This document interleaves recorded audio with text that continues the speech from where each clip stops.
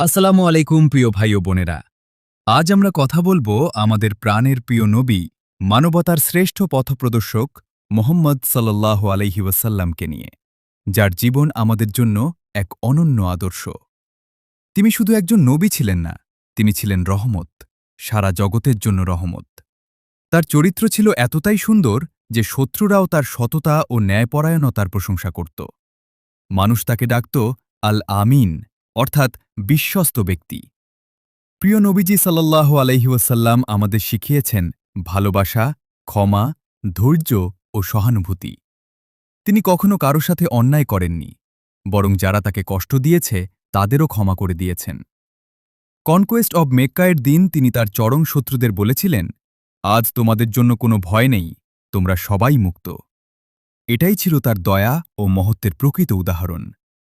তিনি ছিলেন এতটাই দয়ালু যে একটি প্রাণীর কষ্টও তিনি সহ্য করতে পারতেন না। তিনি বলেছেন, যে দয়া করে না তার প্রতি দয়া করা হবে না। এ থেকেই বোঝা যায় ইসলাম শুধু ইবাদতের ধর্ম নয়, এটি মানবতার ধর্ম।